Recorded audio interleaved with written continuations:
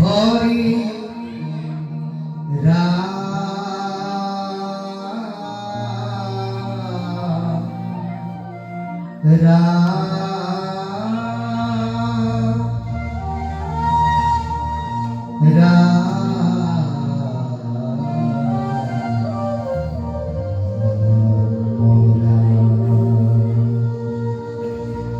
হে কৃষ্ণ তোজো পাবে ওখিনো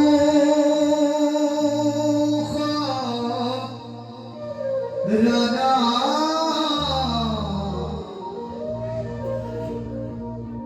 ময়নাথর নাথ তুমি না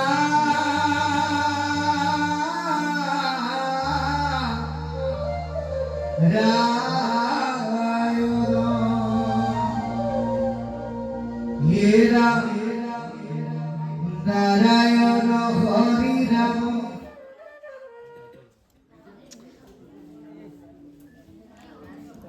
নারায়ণ হরি রাম গোপাল বিন্দ ভজু তোমার দুই বদয় বিন্দ ভজু তোমার দুই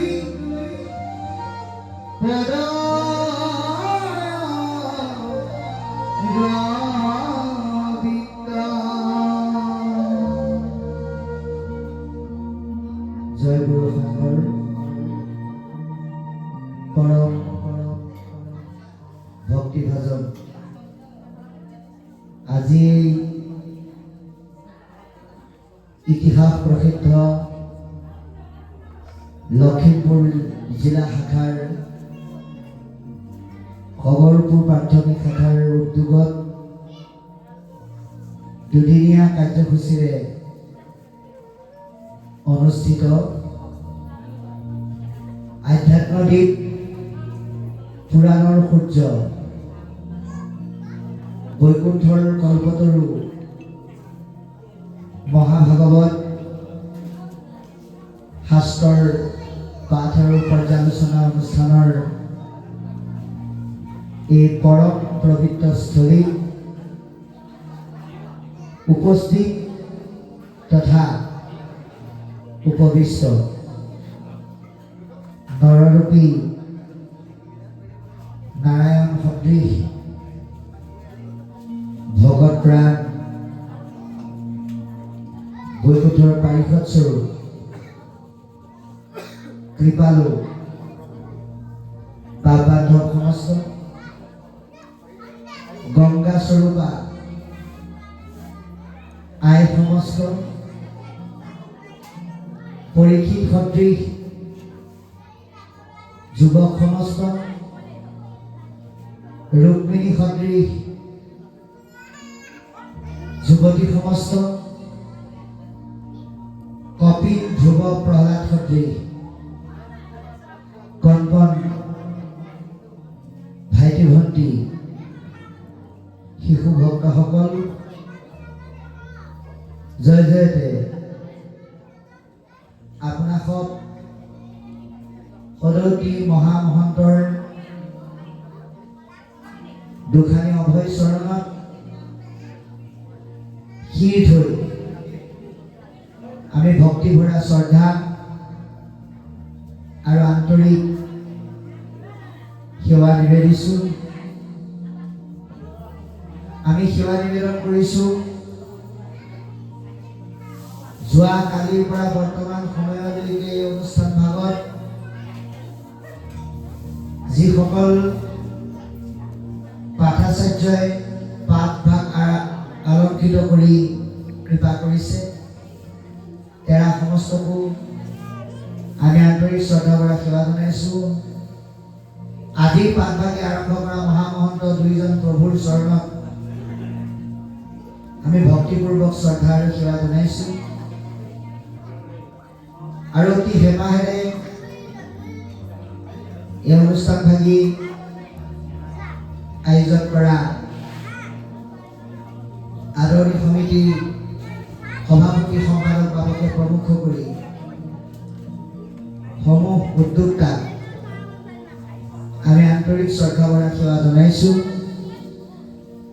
আৰু ইমান সুন্দৰ সুললিত কণ্ঠৰে ভগৱন্তৰ অংগ বাদ্য বাঁহীৰ সুৰত এক পৰিৱেশ ৰচনা কৰা বাদ্যকাৰ বাপজনাক আমি আন্তৰিক শ্ৰদ্ধা ভৰা সেৱা জনাইছোঁ। হে কৃপালু বাপাই সমস্ত এই অনুষ্ঠান ভাগি লৈ যোৱা কালি আৰু আজিৰ মিলাই বিভিন্নজন আলোচক আপোনালোকে আমন্ত্ৰণ কৰি আনিছে আৰু ইয়াৰ দ্বাৰা আপোনালোকে এই অনুষ্ঠানত উদ্যোক্তাসকলে সকলো ভকত সেৱকক এখন ভকতিৰ পথাৰ দিছে, যিখন পথাৰত এই দুটা দিনৰ কাৰ্যসূচীৰ দ্বাৰা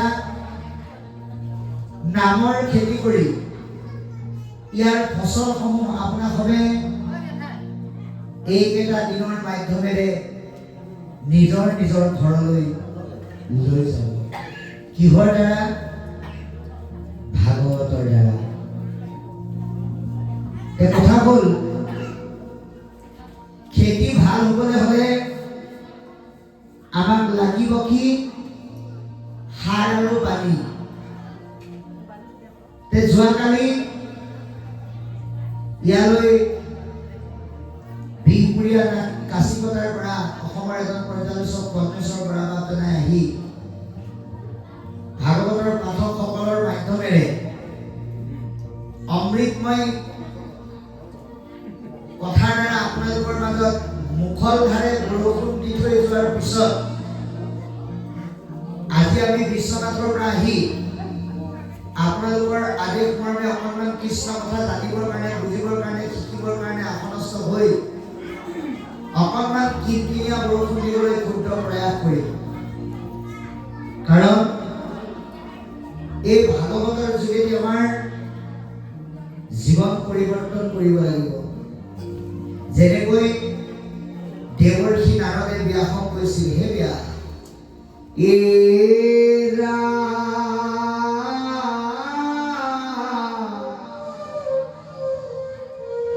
মহাহৰি প্ৰসাদে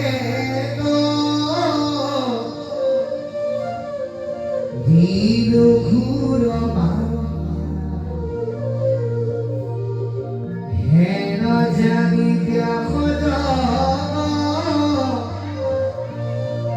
তকে কৰা দায়া শ্ৰৱণ কীৰ্তন কৰি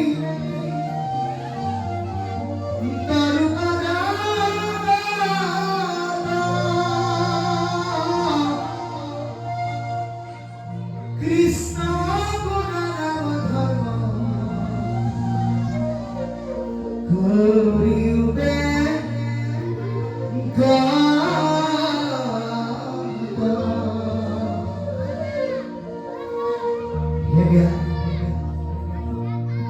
হৰিৰ কৃপা তুমি আমি সংসাৰ কৰিব, কিন্তু কেৱল তুমি আমি কৰিলেই নহ'ব।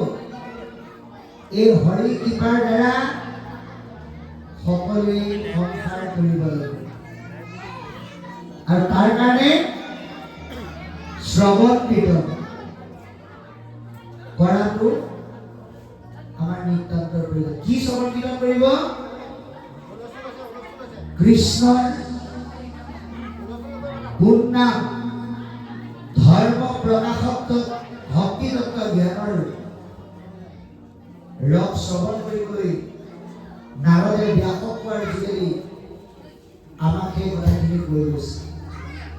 গতিকে আমি ভাগৱত শুনি আমি জীৱনক পৰিৱৰ্তন কৰিব লাগিব। সেইকাৰণে নিজকে প্ৰস্তুত কৰি ভাগৱত শ্ৰৱণ কৰিবৰ কাৰণে আমি সাজু হ'ব লাগিব। অৰ্থাৎ পৰীক্ষিত ৰজাই যেনেকৈ একান্ত মনে ভাগৱত শুনি 7 দিন সৎ-ব্যৱহাৰ কৰি মহামুনি শুকদেৱৰ যোগেদি তৰি গ'ল, আমি কলিকালৰ লোকসকলেও ভাগৱত শুনি নামমুখী হোৱাৰ বাহিৰে আমাৰ আৰু গত্যন্তৰ নাই। সপ্তাহৰ প্ৰথম বাৰটোৰ পৰা শেষৰ বাৰটোলৈ এই ভাগৱত শ্ৰৱণ কৰি মৰণমুখী পথটো আমি তৰণলৈ ৰূপান্তৰ কৰিব লাগিব। সেইকাৰণে আপোনালোকৰ নিমন্ত্ৰণ পাই আমি বিশ্বনাথ চাৰিআলি বা আপোনালোকৰ মাজলৈ আহিছোঁ, যাতে আপোনালোকৰ যোগেদি ঈশ্বৰৰ কথা চৰ্চা কৰি ভাগৱতৰ বিষয়ে অকণমান জানি বুজি শিকি নিজৰ জীৱন যাতে পৰিৱৰ্তন কৰিব পাৰোঁ। সেইকাৰণে আমি আপোনালোকক অনুৰোধ জনাম যে আমাক আপোনালোকে ভাগৱতৰ ব্যাখ্যাকাৰ, বক্তা, আলোচক হিচাপে নলৈ এজন পথৰ দাঁতিৰ দুবৰি সদৃশ সেৱক হিচাপে আপোনাসৱৰ চৰণত ঠাই দিব। আজি আপোনাসৱে এই একাদশ স্কন্ধ ভাগৱত আৰম্ভ কৰিছে, যিটো অধ্যায়ৰ মূল লক্ষ্য হৈছে মুক্তি। আমি জীৱবিলাকে এই সংসাৰলৈ আহিছোঁ, কিন্তু সকলো জীৱৰ ভিতৰত আমি জীৱশ্ৰেষ্ঠ মানৱ। মানৱে মুক্তিৰ পথেৰে জীৱন সফল কৰিব লাগিব, তাকো নিবিচৰাকে মুক্তি প্ৰাপ্ত কৰিব পৰাটোহে জীৱনৰ সাৰ্থকতা। নিবিচৰাকে মুক্তি সাৰ্থক কৰিব পৰা, মুক্তি প্ৰাপ্ত কৰিব পৰা সাৰ্থকতাৰ জ্ঞান এই একাদশ স্কন্ধত প্ৰদান কৰিছে। মূলত ইয়াৰ দৰ্শনটো হ'ল ভগৱন্ত এই ধৰাধামত বিভিন্ন ৰূপে অৱতৰিত হয়। কিয় অৱতাৰ লয়? জয় জয় মুকুতিদায়ক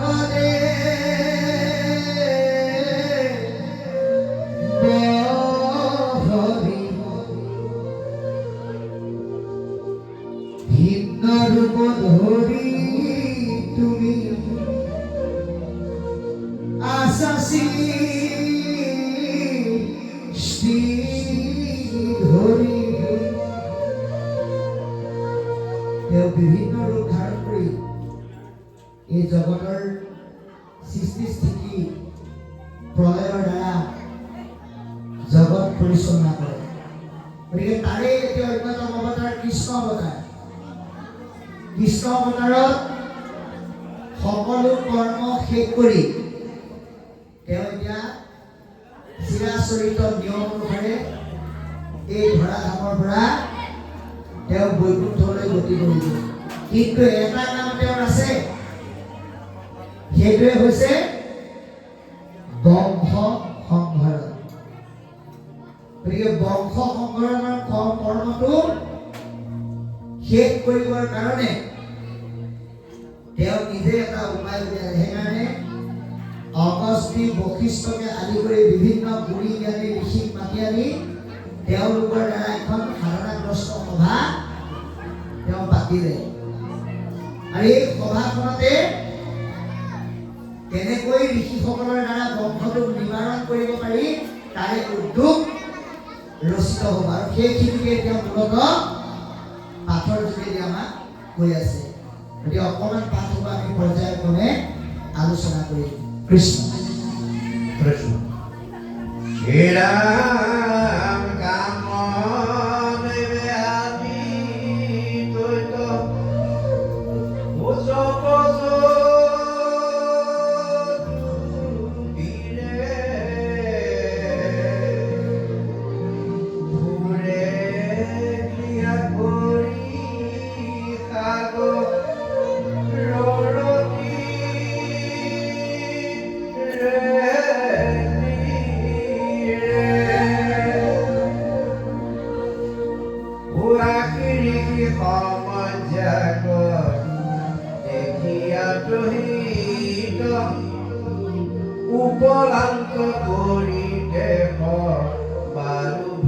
বিৰচিত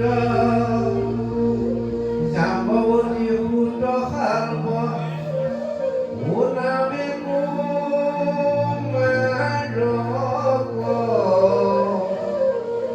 শ্ৰী কাছে গছাই মন্দি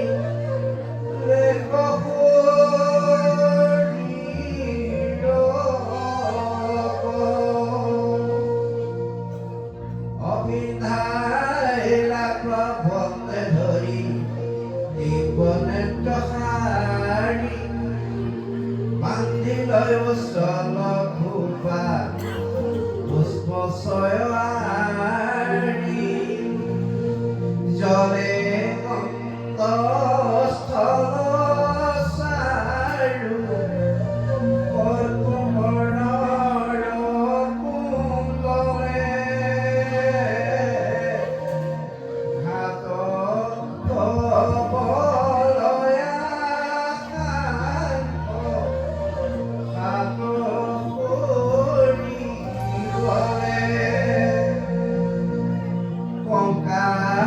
বলয়া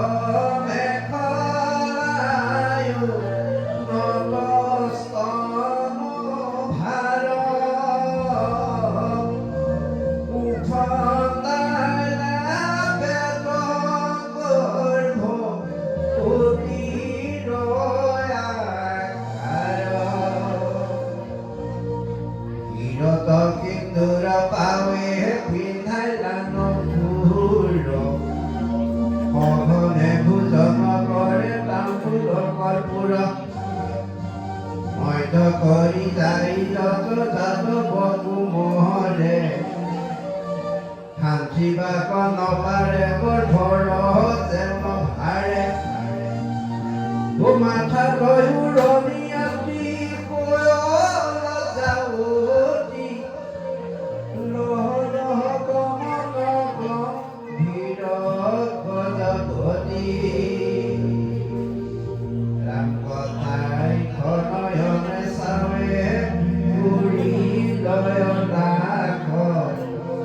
Kodukhyane paibari kikomoy jaro pako এতিয়া কিবা এটা কাৰ্য হ'বলৈ হ'লে এটা কাৰক লাগিব কাৰক নহ'লে কাৰ্য কেতিয়াও নহয় সেইকাৰণে ভগৱন্ত কৃষ্ণই চিন্তা কৰিছে মই যদি গুচি যাওঁ মোৰ বংশটোক যদি মই লগত লৈ নাযাওঁ এওঁলোকে মোৰ বংশৰ লোক বুলি জগতত অত্যাচাৰ আৰম্ভ কৰিব সেইকাৰণে তেওঁ ইয়াত নিজে এটা উদ্যোগ বনালে যিটো উদ্যোগ তেওঁলোকৰ বংশৰ লোকসকলৰ মনত কৃষ্ণই ভাৱৰ দ্বাৰা সোমোৱাই দিলে গতিকে আপোনাৰ মনত ভাল ভাৱ যদিও আহিছে সেয়াও ঈশ্বৰ বেয়া ভাৱ যদি আহিছে সেয়াও ঈশ্বৰৰ ভাৱনা এতিয়া বহুতৰ মনত প্ৰশ্ন আহিব ঈশ্বৰে যদি সকলোকে কৃপা কৰে তেতিয়াহ'লে বেয়া ভাৱনাবিলাক তেওঁ কিয় আনে মানে ঈশ্বৰ বস্তুটো আপোনাৰ লগত আছে আপুনি কেনেকৈ ৰাখিছে সেইটো আপোনাৰ নিজৰ ওপৰত কথা ৰাখিব পৰাটোৰ ওপৰতহে ভাল আৰু বেয়াটো নিৰ্ভৰ কৰে আৰু সেইকাৰণে বংশটোক দিবৰ কাৰণে ভগৱতে এই উদ্যোগ ল'লে কি কৰিলে জম্বুৱতীৰ পুত্ৰ যাৰ নাম শাম্ব নামৰ ব্যক্তিজনক এজন মতা মানুহক মহিলা বা আইসকলৰ বা নাৰীসকলৰ কাপোৰ পিন্ধাই হাতত খাৰু পিন্ধাই বিভিন্ন আন অলংকাৰেৰে সজাই পৰাই সুন্দৰকৈ খোপা বান্ধি লয়লাস বেশেৰে সকলোৱে আগ কৰি সাধনা কৰি থকা ঋষিসকলৰ ওচৰলৈ লৈ গৈছে কৰ্ফুল তামোল আদি সুন্দৰকৈ চুবাই চুবাই লয়লাস বেশেৰে সেই বংশৰ আন আন লোকসকলৰ লগতে তেওঁ ঋষিসকলৰ ওচৰলৈ গতি কৰিছে লয়লাস বেশত। তেওঁ ৰূপে গুণে অনন্যভাৱে সজাই তোলা হৈছে। যদিও মতা মানুহ দেখোতে কিন্তু মাইকী মানুহৰ নিচিনাই লাগিছে। তেনেকুৱাকে সজাই ঋষিসকলৰ ওচৰলৈ লৈ গৈছে। এতিয়া ইয়াৰ দ্বাৰা আমাক কি বুজালে? যে আমি বাহ্যিক জীৱনত এই সংসাৰখনত আনে দেখিবৰ কাৰণে কাপোৰ কানি গহনা কাঠি আ অলংকাৰ যিমানেই নিপিন্ধো সেই সাজপাৰ বিলাক আৰু আমাৰ চিন্তাবিলাক যেতিয়া আমি কৃষ্ণৰ অধীন কৰি নিদিওঁ তেতিয়া কিন্তু সেই আ অলংকাৰ সাজপাৰে আমাক বিপদহে মাতিব। ইয়াৰ এই আধ্যাত্মিক দৰ্শনটো দিছে এজন মতা মানুহক ধুনীয়া হ'বৰ কাৰণে যিমানখিনি কৰিব লাগে তাৰ কিন্তু ত্ৰুটি কৰা নাই। আপুনি আমি আজি এই সংসাৰত জাগতিক জীৱনত ধুনীয়া হ'বৰ কাৰণে বিভিন্ন আ অলংকাৰ গহনা গাঁঠি সাজপাৰ পিন্ধিছো, কিন্তু যদি সেয়া কৃষ্ণত অৰ্পিত হোৱা নাই সেই সুন্দৰতাই আপোনাক ধ্বংসহে মাতিব। প্ৰমাণ আজি বহু মানুহে বিভিন্ন দামী দামী কাপোৰ কানি সোণৰ ৰূপৰ গা গহনা পিন্ধে, কিন্তু পেপাৰ পত্ৰ টিভি মোবাইল আদি মেলিবই নোৱাৰি। কি বুলি লিখে যে আপুকে ৰাস্তাৰে গৈ থাকোতে দিল্লীৰ পৰা সোণৰ চেট টানি চুৰ কৰি লৈ গুচি গ'ল, আমুকৰ হাতৰ পৰা খাৰু টানি লৈ গুচি গ'ল, আমুকৰ ঘৰত ডকাইতি হ'ল। কিয় হয়? গণ্ডগোলটো আমাৰ নিজৰ মাজতে আছে। আ অলংকাৰ সাজপাৰ বিলাক আমি ক্ৰয় কৰিছো, কিন্তু সেয়া আমি নিজৰ বুলি ভাবি আছো। কোনোদিন সেয়া কৃষ্ণক অৰ্পণ কৰা নাই। যদু বংশৰ লোকসকলেও কৃষ্ণই যদিও বুদ্ধিবিলাক দিছে, কিন্তু এবাৰো তেওঁলোকে কৃষ্ণৰ মহিমা ভাবি চাবলৈ সময় পোৱা নাই বা ভাবি চাবলৈ চিন্তা কৰিবলৈ তেওঁলোকৰ কোনো ভাৱনাই অহা নাই। সেইকাৰণে কৃষ্ণবিহীনভাৱে কৰ্মবিলাক কৰি থকাৰ কাৰণে তেওঁলোকৰ এতিয়া কি হ'বগে আপোনালোকে পাঠত গম পাব।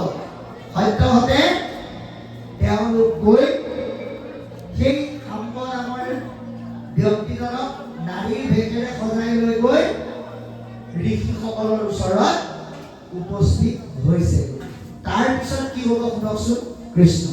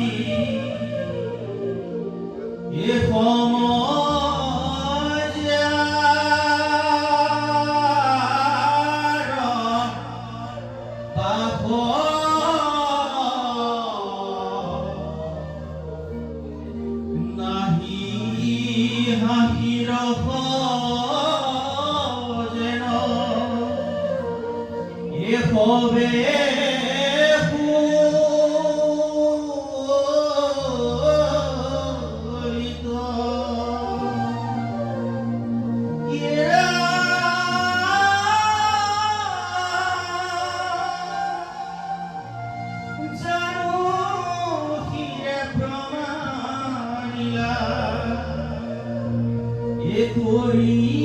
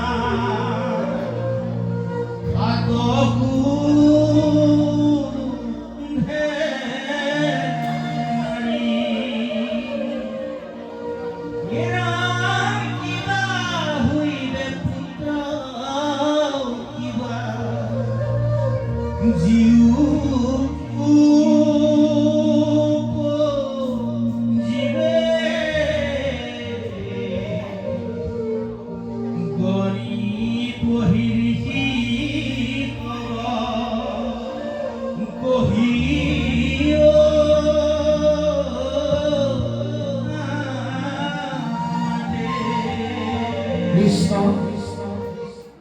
এতিয়া ইয়ালৈকে পদবন্ধে কি কৈছে আমি আলোচনা কৰিম। অতি সুন্দৰকৈ কৈ গৈছে আৰু আমাক দৰ্শন দিছে যে সেৱা হৈছে দুই প্ৰকাৰৰ। আমি যে সেৱা কৰোঁ এই সেৱা দুই প্ৰকাৰৰ বুলি কৈছে। এটা হ'ল দেখাচাৰ সেৱা, এটা হৈছে অন্তঃভাৱনা সেৱা। দেখাচাৰ সেৱাটো কাক কৈছে? আপুনি যেনিবা ব্যক্তিগত সেৱা এভাগ বা নামঘৰৰ সেৱা এভাগলৈ গৈছে, আপোনাৰ কিন্তু সেৱা কৰিবলৈ মন নাই।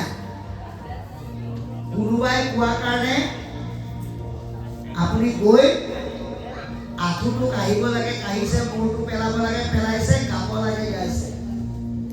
সেইটো হ'ল দেখাচাৰ সেৱা। আৰু দেখাচাৰ সেৱাত প্ৰকৃত ভকতি নাথাকে। আৰু এটা হৈছে অন্তঃকৰণে সেৱা, যিটো আনে নকলেও আপুনি প্ৰকাশিত হয়। এতিয়া এই যদুবংশৰ লোকসকলৰ কি সেৱা হৈছে? দেখাচাৰ সেৱা হৈছে। কাৰণ তেওঁলোকে ধ্যান কৰি থকা ঋষিসকলৰ ওচৰত গ'ল, অইনে সেৱা কৰাৰ দৰে তেওঁলোকে কৰিলে, সুন্দৰকে সস্তাৰকে প্ৰণিপাত জনাইছে, আঁঠু কাঢ়িছে, শিৰ নত কৰিছে।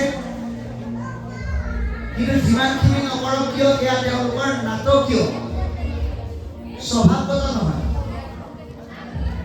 আৰু সেইকাৰণে সেৱা কৰি ঋষিসকলক তেল মাৰি পেলাই কৈছে, কি বুলি? যে তোমালোক একোজন মহা গুণী, জ্ঞানী, সাধক, সন্ত আৰু পণ্ডিত। তোমালোকে সমস্ত বেদৰ কথা জানা, তোমালোকৰ গুণ গৰিমা অনন্য। আমি যেতিয়া কাৰোবাৰ পৰা কিবা এটা আদায় কৰিবলৈ যাওঁ আৰু তাত যদি মিথ্যাচাৰ লুকাই থাকে, তেতিয়া সেই মানুহজনক আমি খুব তেল মাৰো, তোষামোদ কৰোঁ। কাৰোবাৰ পৰা যদি কিবা এটা সুবিধা আদায় কৰিবলৈ যাওঁ আৰু সেই সুবিধা আদায় কৰিবলৈ যোৱা পথটো যদি আমাৰ অসত্য হয়, তেনেহ'লে আমি মানুহজনক তেল মাৰো। এতিয়া যদুবংশৰ লোকসকলেও ঠিক তেনেকৈ ঋষিসকলক তোষামোদ কৰিছে, তৈলকৰ্তন কৰিছে, আৰু সস্তাংগে প্ৰণিপাত জনাই সেৱা ধৰি কৈছে, এই যে আইগৰাকী দেখিছে, মানে মতা মানুহৰূপী মহিলাগৰাকীক দেখুৱাইছে। এইগৰাকীয়ে ধুনীয়াকৈ সাজপাৰ পিন্ধি, অলংকাৰ পিন্ধি, নিজকে সজাই পৰাই তোমালোকৰ ওচৰলৈ আহিছে। আৰু আমি তেওঁক লৈ আহিছো কেলে জানা? তেওঁ ইমানেই লাজুকীয়া, তোমালোকক কথা সুধিবলৈ লাজ কৰে। সেইকাৰণে আমাৰ হৈ, তেওঁৰ হৈ আমাকে সুধিবলৈ দিছে। কি সুধিবলৈ দিছে? যে এখেত এগৰাকী গৰ্ভৱতী আই। চাওকচোন কিমান মিছা কথা কৈছে এজন মতা মানুহ, তথাপিতো মিথ্যাচাৰ আশ্ৰয় লৈ কৈছে এগৰাকী গৰ্ভৱতী আই। দিনে ৰাতিয়ে প্ৰাৰ্থনা কৰি থাকে, ধুনীয়া ল'ৰা এটা জন্ম হ'বৰ কাৰণে, পুত্ৰ অভিলাষে ধুনীয়া ল'ৰা এটা জন্ম হ'বৰ কাৰণে দিনে ৰাতিয়ে সেৱা কৰি থাকে। কিন্তু আজি আপোনালোকৰ ওচৰৰ পৰা আশীৰ্বাদ ল'বলৈ আহিছে, যাতে তেওঁৰ মনৰ কামনা পূৰ হয়। গতিকে আপোনালোকৰ সাধনাৰ দ্বাৰা আপোনালোকে চাই কমিটি দি এখেতৰ ল'ৰা হ'ব নে ছোৱালী হ'ব বুজাই পেলাই কওক। এই বুলি যদুবংশীয় লোকসকলে ঋষিসকলৰ ওচৰত এটা মিছা নিবেদন জনাইছে। এতিয়া ঋষিসকলে কি ক'ব শুনকচোন পাঠৰ যোগেদি। কৃষ্ণ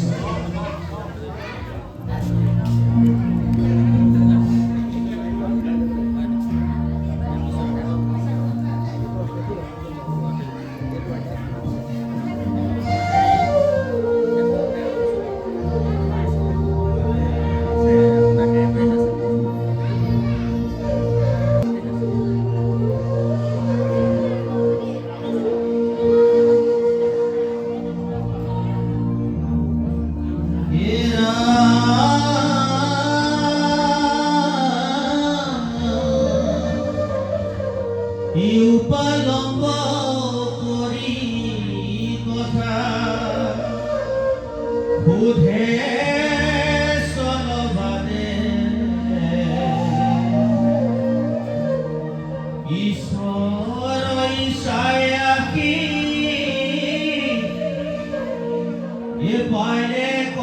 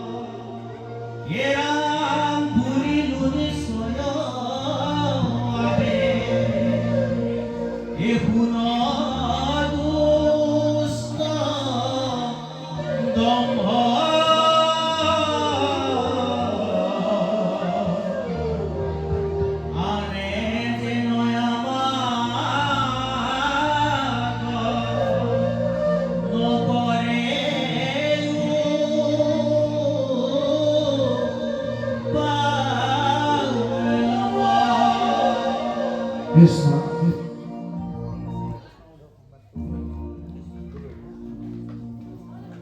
আমি একাদশৰ এই মূল কাহিনীটো এইটো এটা কেৱল কাহিনী এয়া আমি আলোচনা কৰিছোঁ আৰু এই আলোচনাৰ পিছতে আমি এই একাদশৰে অকণমান আগৰ পৰা পাঠ কৰিম য'ত আপুনি আমি জানিব লগা বুজিব লগা বহুকেইটা কথা আছে গতিকে পদৰ বিষয়বস্তু আমি ইমানতে ৰাখিছোঁ খালি আলোচনা কৰি লৈছোঁ অকণমান ইয়াতে কৈছে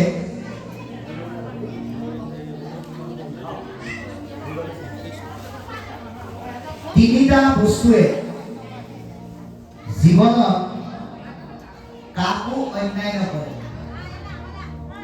কি কি বাৰু বনৰ হৰিণ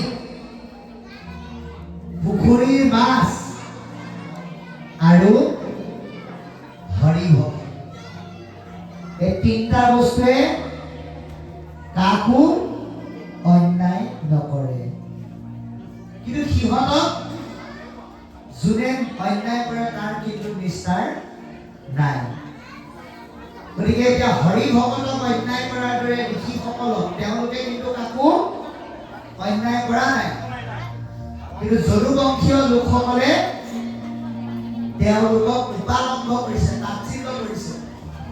গতিকে আপুনি যদি কাৰোবাক বিনা দুখত অপকাৰ কৰে, অন্যায় কৰে, তাৰ দুখটো আপুনি কিন্তু ভুগিবই লাগিব। সেইকাৰণে যেতিয়া ক'লে এই গৰ্ভৰ পৰা ল'ৰা হ'বনে ছোৱালী হ'ব কোৱা, লগে লগে ঋষিসকলে কৈছে তোমালোকে আমাক এই কথাৰ দ্বাৰা কুকলুঙা কৰিছা, তাচ্ছিল্য কৰিছা। গতিকে তোমালোকৰ মনতে এনেকুৱা অসৎ পুতি আহি কিহৰ কাৰণে জানা? তোমালোকৰ জীৱনলৈ কাল চাপি আহি, কালে ৰাখিলে মানুহে জ্বলি থকা জুইটো হাত দিয়ে। ইয়াৰ অৰ্থটো কি বাৰু? কাল মানে এতিয়া আমি জানিব লাগিব। বৈজ্ঞানিক দৃষ্টিৰে যদি চাওঁ, কাল মানে সময়, আৰু ভাগৱতৰ দৃষ্টিৰে যদি চাওঁ, কাল মানে হ'ল ভগৱন্ত। আমি কোৱা নাই, স্বয়ং ভীষ্মই কৈছিল সৰসজ্জাত পৰি থাকোঁতে, সকলোকে দেখুৱাই দিলে কি বুলি?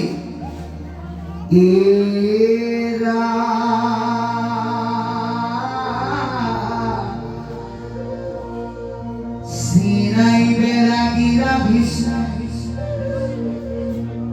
মেরিয়া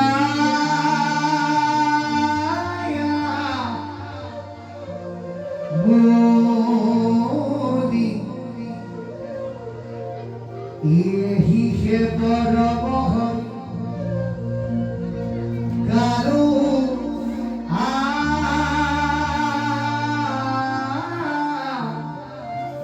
কে বুড়ি এরা মাই প্রায় খেলা এরা সময় নিজর ধরি ভৈরত্তবে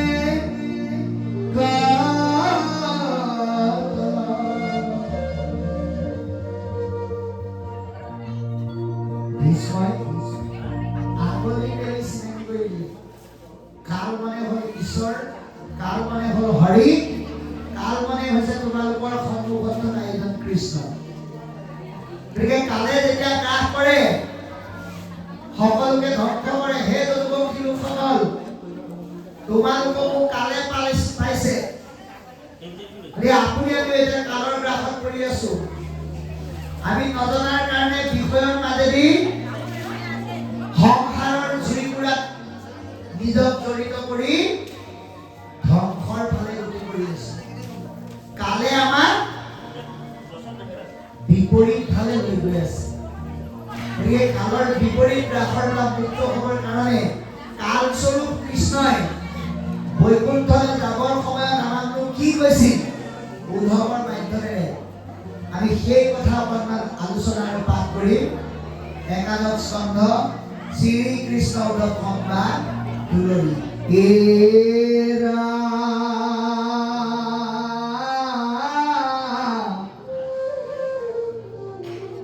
নিগদতি সুন্দৰ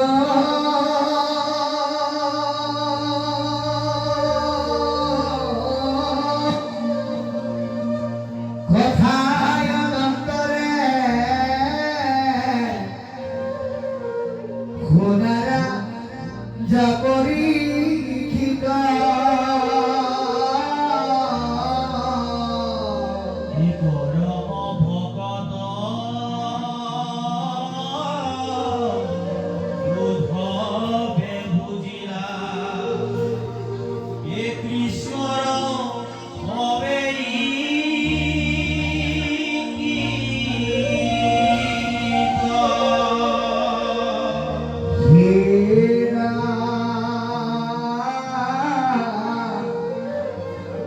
দেখিবি মঙ্গল আকরি লামরে মাধব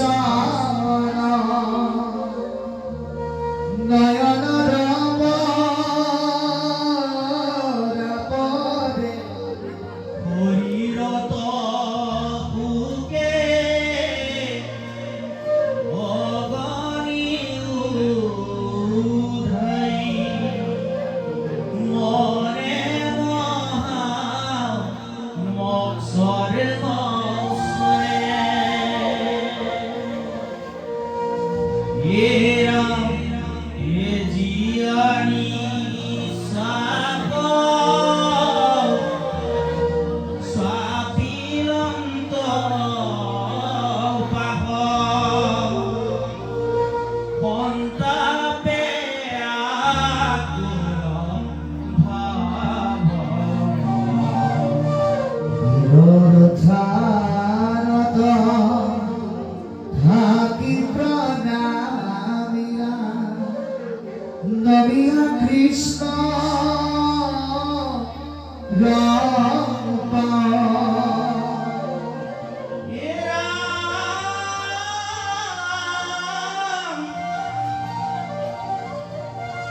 कृष्णर वियोगे अग्नि অন্ধ্রবদে হৃদয় দগ্ধ করে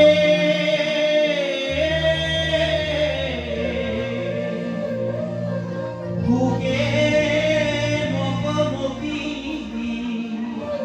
করন্ত ক্রন্দন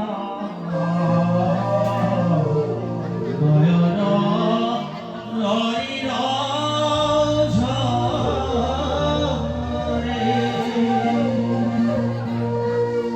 এরা অতুক্ষণে আখি মুখ মুছি পাছে উঠিলা নামায়া মাথ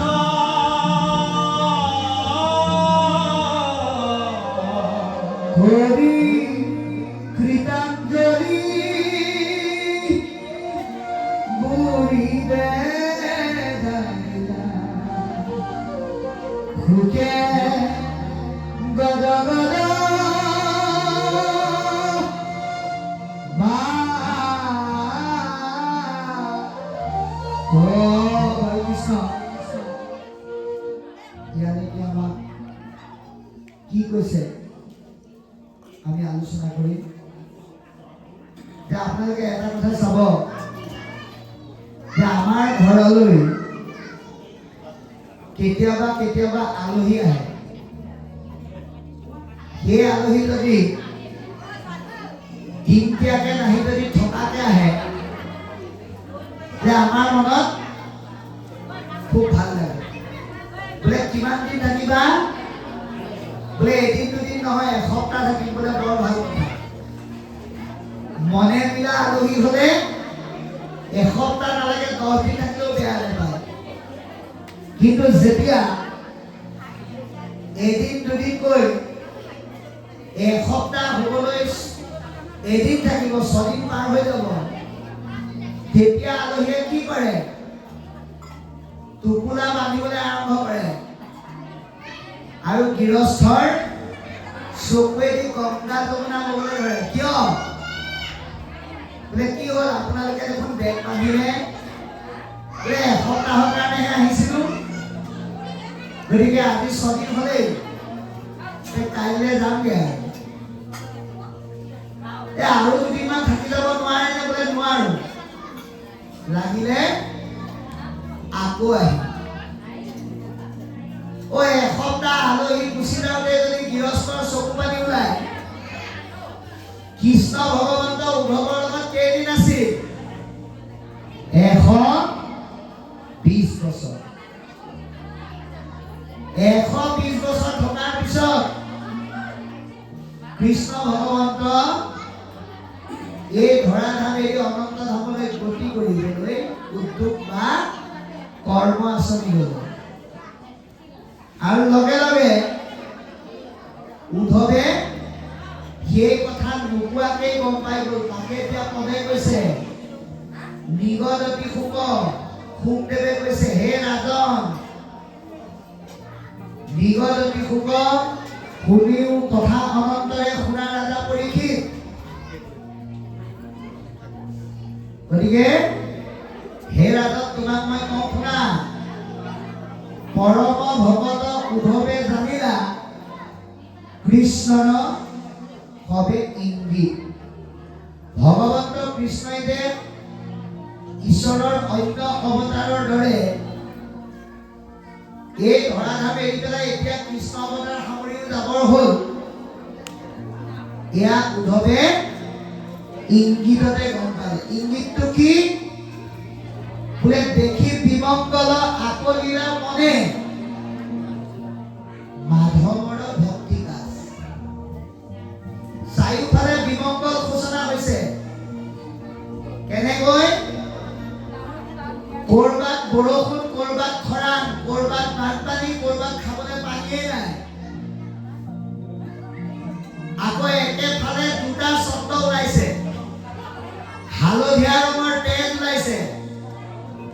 এনেকুৱা পৰিৱেশৰ দ্বাৰা কৃষ্ণ ভগৱন্ত যে গুচি যাব, সেই বিমংগল সূচনা কৰিছে।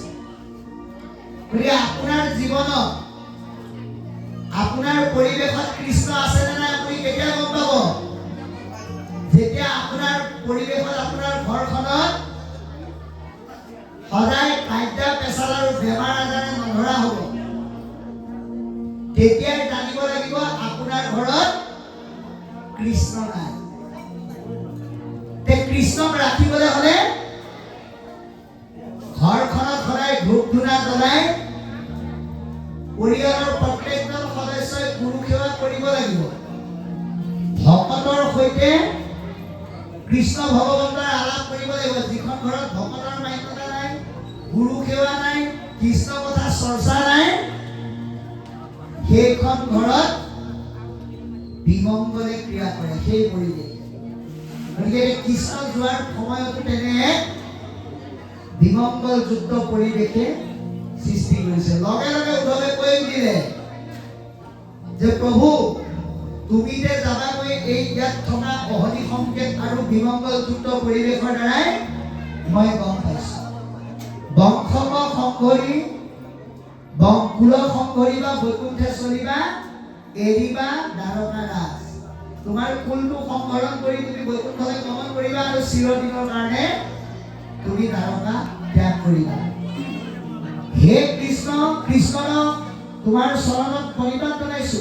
হে কৃষ্ণ স্বামী বুলন্দে বচন নয়নৰ পৰা পৰে। অৰ্থাৎ উদ্ধৱ আৰু কৃষ্ণৰ জাগতিক সম্বন্ধ কি বাৰু? সখী। কিন্তু হলেও উদ্ধৱে আজি কৃষ্ণক কি বুলি সম্বোধন কৰিলে? স্বামী বুলি। এতিয়া আমি স্বামী মানে জাগতিক জীৱনত কি ভাবো? বোলে এগৰাকী আইমাতৃৰ লগত এজন ব্যক্তিৰ বিবাহৰ সম্বন্ধৰ দ্বাৰা যি বান্ধত বান্ধ খায়, সেই বান্ধত বান্ধ খোৱা সম্বন্ধত আইগৰাকীয়ে পুৰুষজনৰ লগত হোৱা সম্বন্ধটোকে আমি স্বামী বুলি ভাবো। কিন্তু আজি আধ্যাত্মিকত কৈছে কেৱল জাগতিক জীৱনত এগৰাকী নাৰী আৰু এজন পুৰুষৰ মিলনেই স্বামী স্ত্ৰী নহয়। আমি যদি গভীৰ বা আত্মিকভাৱে চাওঁ, আমি সকলোবিলাক প্ৰকৃতি। স্বামী মাত্ৰ আমাৰ এজনেই, যাৰ নাম কৃষ্ণ। নহলেনো মহাপুৰুষ গুৰুজনাই ত্ৰাহি দেৱতা পুৰৰ জানবানন্দন দিনলৈ আহিলা স্বামী বুলি গোৱাৰ কথাটো কীৰ্তনত আইসকলেহে গাব বুলি লিখি থলেহেঁতেন। কিন্তু আইসকলে যেনেকৈ গায় সকলোৱে গাব পাৰে বুলি স্বীকৃতি দিছে। ইয়াৰ দ্বাৰা স্পষ্ট যে আমি সকলো প্ৰকৃতি, স্বামী হ'ল কৃষ্ণ। সেইকাৰণে তেজীয়া নিশ্বাসত এটা দীৰ্ঘ নিশ্বাস কাঢ়ি গভীৰ আশ্বাস মানিৰে উদ্ধৱ কৃষ্ণৰ ওচৰলৈ গ'ল। নিজৰ শিৰ কৃষ্ণৰ চৰণত তললৈ নমাই নত কৰি কৃষ্ণৰ চৰণত নিজৰ শিৰ পৰক স্পৰ্শ কৰি সেৱা কৰি তেওঁ কান্দিবলৈ আৰম্ভ কৰিলে। কাৰণ কৃষ্ণৰ বিয়োগে অগ্নি অন্তৰ্গতে হৃদয় দগ্ধ কৰে। আগত কৈ গৈছে যে তেওঁ মোৰ স্বামী। এগৰাকী স্ত্ৰীক নিজৰ স্বামীয়ে চিৰদিন এৰি থৈ গুচি গ'লে তেনেকৈ মনত মৰ্মস্পৰ্শী বেদনা আৰম্ভ হয়, বিষাদ আৰম্ভ হয়। আজিও উদ্ধৱে কৈছে মই নিজকে প্ৰকৃতি বুলি ভাবিছো, গতিকে তেওঁ মোক এৰি থৈ চিৰদিনৰ কাৰণে কৃষ্ণ স্বামী গুচি যাব। এই বুলি কান্দি কান্দি তেওঁৰ চৰণত ধৰি তেওঁ শোকৰ অগ্নিত দগ্ধ হৈ পৰিছে। তাৰ পৰা তেওঁ পাৰ পোৱা নাই। কৃষ্ণৰ বিয়োগৰ দুখৰ দগ্ধতাই তেওঁৰ হৃদয় চূৰ্ণ বিচূৰ্ণ কৰি দিছে। আৰু সেইকাৰণে তেওঁ কি কৰিলে? ভগৱন্তৰ চৰণত প্ৰণিপাত জনাই হাত জোৰ কৰি খুটাকুল অৱস্থাতে গদ গদ অৰ্থাৎ থুকা থুকি মাতেৰে কওঁ নকওঁকে কৃষ্ণক কিছু কথা ক'ব বিচাৰিছে। এতিয়া কিনো কয় আমি পাঠৰ যোগেদি গম পাম। কৃষ্ণ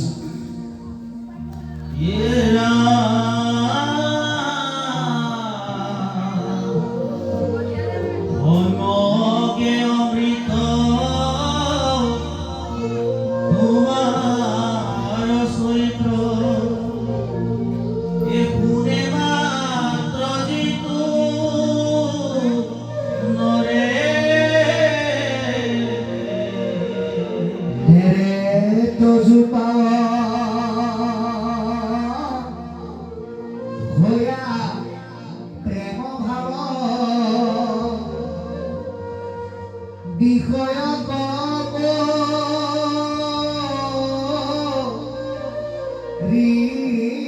হৰে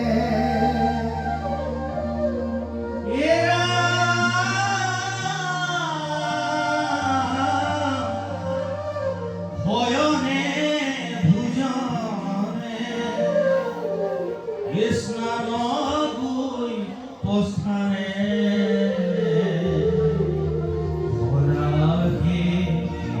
কৰো আমি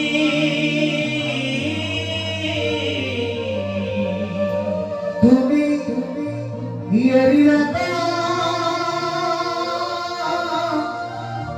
রাখি কি বলে গৌরী ত্রিভূষণী পিন্ধুসার বস্ত্র অলঙ্কার এ তোমার উশিষ্ট ভায়া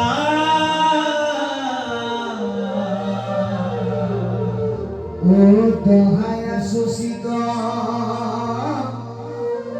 কিরু বিপরীত তরিবু দুষ্কর মায়া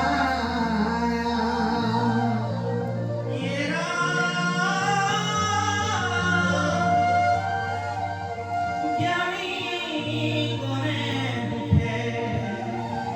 ইন্দ্রিয় কদমী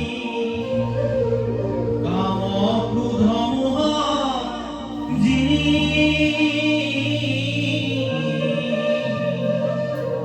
জিতু ব্রহ্মপদ পাবে প্রভু গুণ তাহারো আসে বিধি হেরা বাহি মহামূঢ়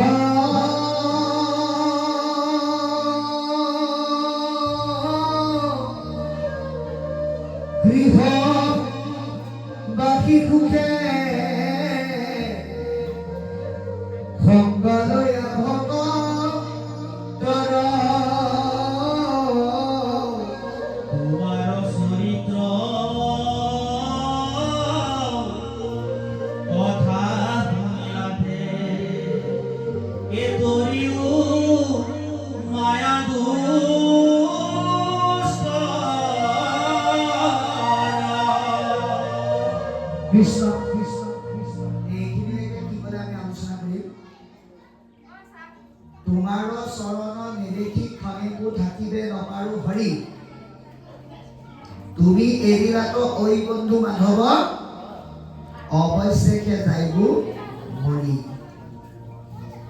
গতিকে উদ্ধৱে কৈছে যে হে প্ৰভু তোমাৰ চৰণ নেদেখাকে মই এখন্তেকো থাকিব নোৱাৰো। তেনেস্থলত তুমি যদি মোক চিৰদিনৰ কাৰণে এৰি থৈ যোৱা মই কোনো কাৰণত জীয়াই থাকিব নোৱাৰো। তাতকে মই মৰি যোৱাই ভাল। এয়া উদ্ধৱৰ বাণী। গতিকে অকল উদ্ধৱেই নহয়, আমিও কৃষ্ণৰ চৰণ দৰ্শন নকৰাকে এখন্তেকো চৈতন্যভাৱে থাকিব নোৱাৰে। যি কৃষ্ণৰ চৰণ দৰ্শন কৰা নাই সেইজন জীয়াতেই মৰা। গতিকে আমি কৃষ্ণৰ চৰণ কেনেকৈ দৰ্শন কৰিম? চৰ্ম চক্ষুৰে ইজনে সিজনক দেখাৰ দৰে আমি কৃষ্ণক চাব নোৱাৰো। কৃষ্ণক আমি কিহৰ দ্বাৰা চাব লাগিব? অন্তৰ্দৃষ্টিৰ দ্বাৰা। কাৰ দৰে? দেৱৰ্ষি নাৰদৰ দৰে। দেৱৰ্ষি নাৰদে কি কৰিছিল? এৰা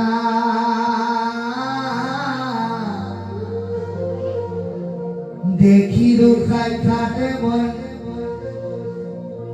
ঈশ্বৰ দিকা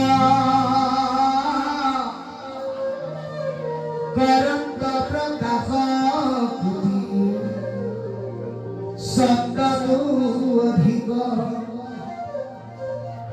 এৰম আনন্দ হিন্দু মন মদিৰা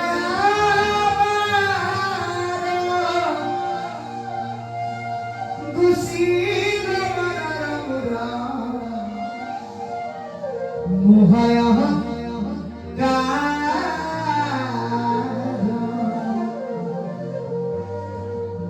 কৃষ্ণৰ চৰণ আমি অন্তৰ্দৃষ্টিৰে মনৰ দৃষ্টিৰে চোৱাৰ লগে লগে মনৰ মাজত ভগৱন্ত প্ৰকাশিত হ'ব। আজিৰ দৰে সৎসংগৰ দ্বাৰা ভাগৱত তত্ত্ব লওঁতে আমি কৃষ্ণৰ দৰ্শন কৰিব পাৰিম অন্তৰ্দৃষ্টিৰে।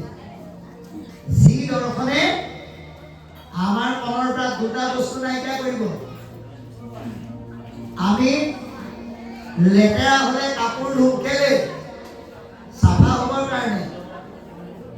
লেতেৰা কাপোৰ চাফা কৰিবলৈ আমি কি ব্যৱহাৰ কৰো?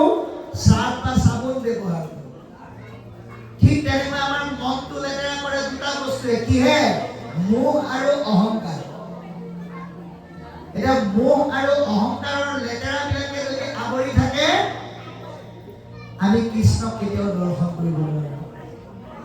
সেইকাৰণে এই মোহ অহংকাৰ বিলাক সৎসংগৰ যোগেদি নাম ৰসৰ দ্বাৰা ধুবৰ কাৰণে আমি চেষ্টা কৰিব লাগিব।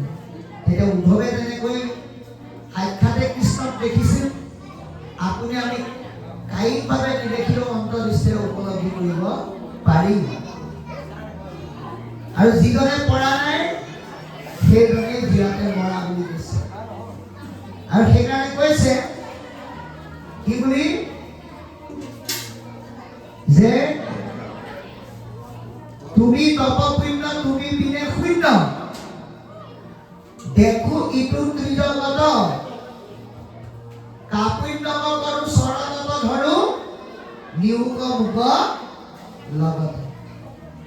ভগৱন্তই হৈছে পুণ্যৰ আধাৰ। আমি পুণ্য বুলি ক'লে কি বুজো? পুণ্য দুই প্ৰকাৰৰ। এটা হ'ল ভোগবাদী পুণ্য, এটা হ'ল আত্মাবাদী পুণ্য। এতিয়া ভোগবাদী পুণ্যৰ স্থায়িত্বতা নাই। ভোগবাদী পুণ্য কোনখিনি? ভাগৱত জ্ঞান নোপোৱাৰ আগত ব্যাসদেৱে যি ব্যৱস্থাৰ দ্বাৰা পুণ্য অৰ্জনৰ ৰাস্তা দিছিল সেয়া হ'ল ভোগবাদী পুণ্য। সেই পুণ্যৰ যোগেদি এটা নিৰ্দিষ্ট স্তৰলৈকেহে যাব পাৰিব। ক'লে যাব?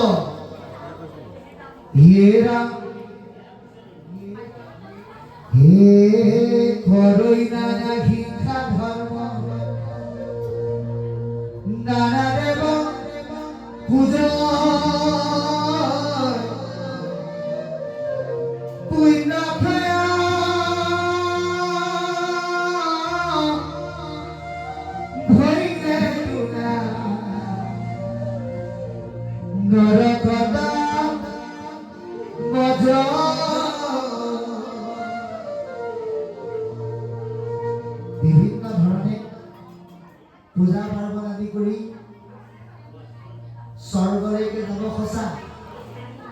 কিন্তু সেই পুণ্য শেষ হ'লে আকৌ নৰকলৈকে আহিব লাগিব।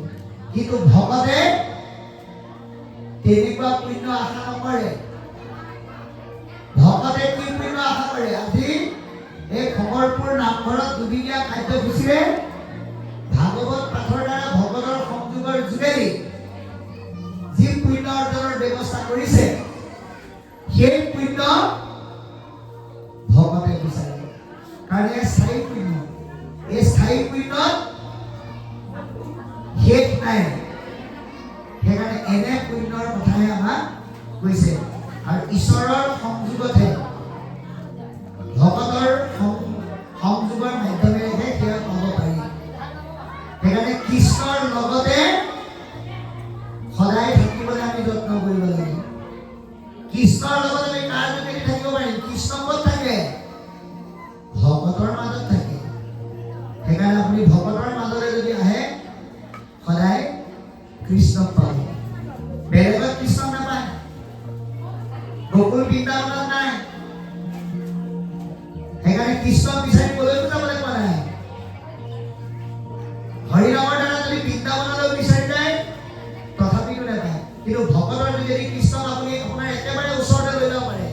কলৈ লৈ যাব পাৰে? হৰিনাম ল'ব ও পাপিব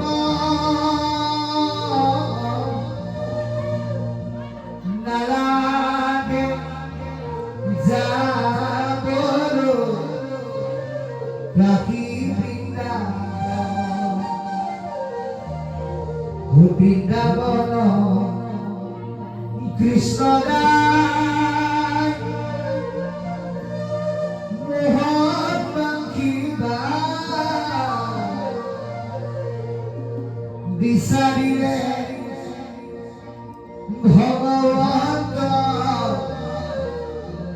হৃদয়তে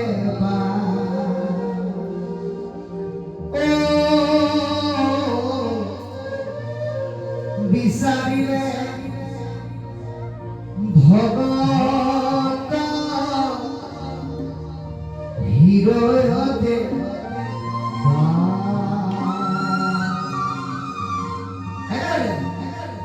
রাম রাম হরি রাম লোক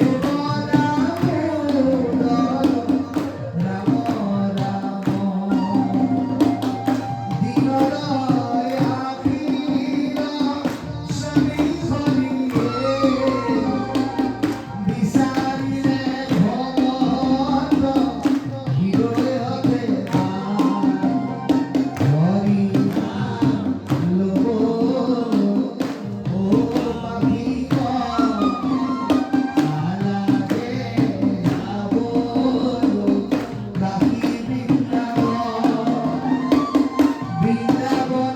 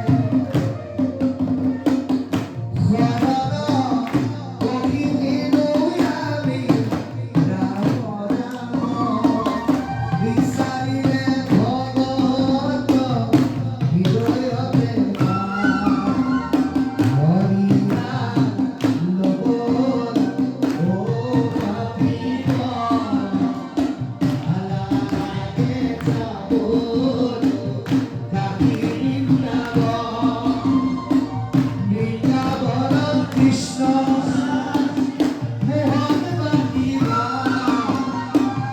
বিচারিলে ভগত হৃদয় ভেবা বিচারিলে ভগত হৃদয় ভেবা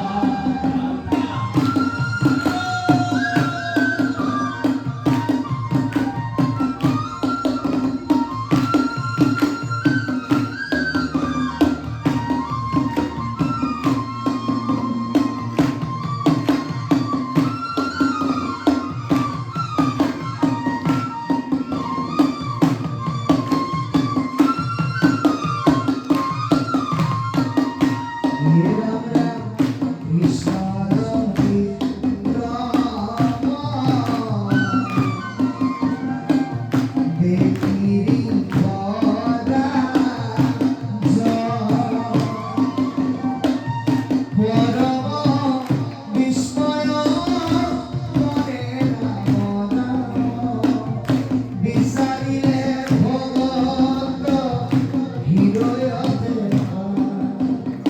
হরিনা ও পাখিমা কালাকে যাব গাহি বৃন্দাবন কৃষ্ণ মোহন বাকিবা বিচারিলে ভগত হৃদয় ভেবা বিচারিলে ভগত ও কৃষ্ণ মোর কৃষ্ণদেব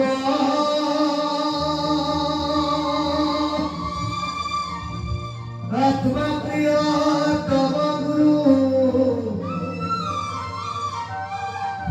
রহু দর বন্ধু জলা কৃষ্ণ রেখে গতিমতি কৃষ্ণ দেব গতিরধি কৃষ্ণ পাবে নিমযুগ